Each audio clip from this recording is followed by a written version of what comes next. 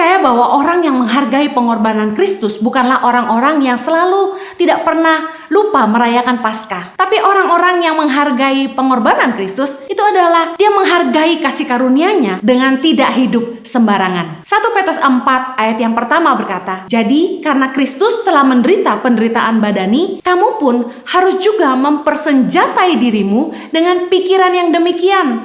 Karena barang siapa telah menderita penderitaan badani, ia telah berhenti berbuat dosa. Supaya waktu yang sisa jangan kamu pergunakan menurut keinginan manusia, tetapi menurut kehendak Allah." Kita yang hari ini telah dipulihkan sama Tuhan, kita harus sadar bahwa kita diberikan kesempatan yang baru sama Tuhan untuk memperbaiki kesalahan-kesalahan kita di masa lalu dan memulai hidup yang baru. Harusnya kita adalah orang-orang yang menghargai pengorbanan Kristus, menghargai kasih karunia-Nya, dan bukan mempermainkan kebaikannya. Kita harus mulai belajar berpikir bukan lagi apa yang kita mau, tetapi apa yang Tuhan mau atas hidup kita. Hidup ini bukan tentang apa yang kita mau. Matius 16 ayat 24, Yesus berkata kepada murid-muridnya, "Setiap orang yang mau mengikut aku, ia harus menyangkal dirinya, memikul salibnya, dan mengikut aku." Bagaimana belajar menyangkal diri dan pikul salib? Yaitu dengan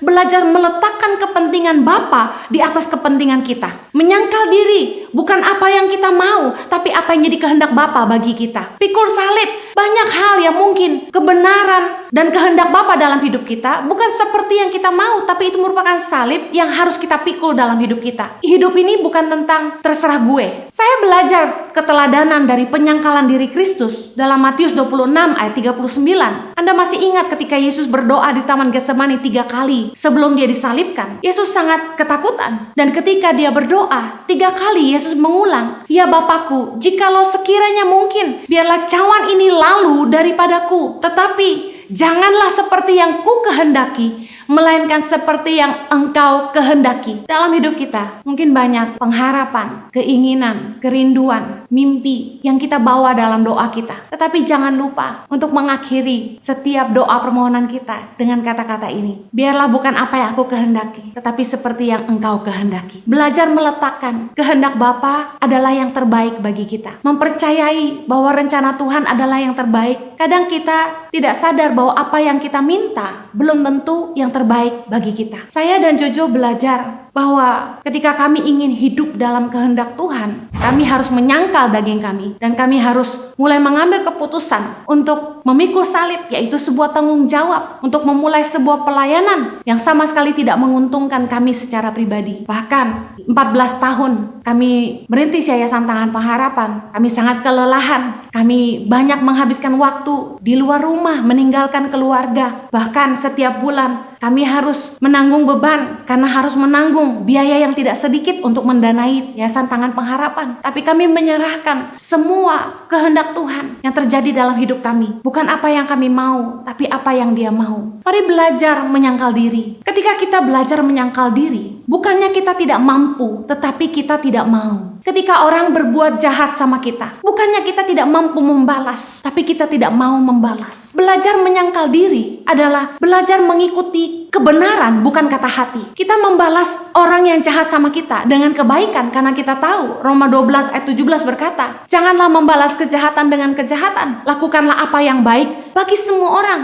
Bukannya kita tidak bisa membalas orang yang jahat sama kita, tapi karena kita tidak mau, kita memilih untuk mengampuni semua orang yang bersalah kepada kita. Karena demikianlah firman Tuhan berkata, belajar menyangkal diri untuk hidup dalam kebenaran itu tidak mudah. Tapi kita harus belajar untuk tunduk kepada kehendak Bapa. Kita bukannya tidak bisa berbuat dosa, tapi kita tidak mau jatuh dalam dosa. Kita tidak mencuri, bukan karena kita tidak punya kesempatan, tetapi karena kita memilih untuk berintegritas dan hidup jujur dan bisa bertanggung jawab.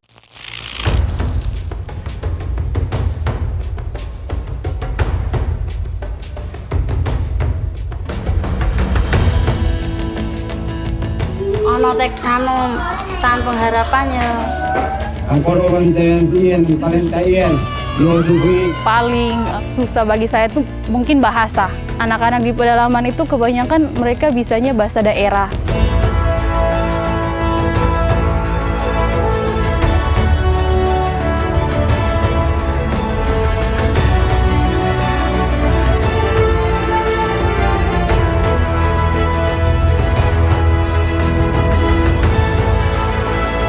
Suka duka, perjuangan guru tangan pengharapan dalam membangun pendidikan di pedalaman Indonesia.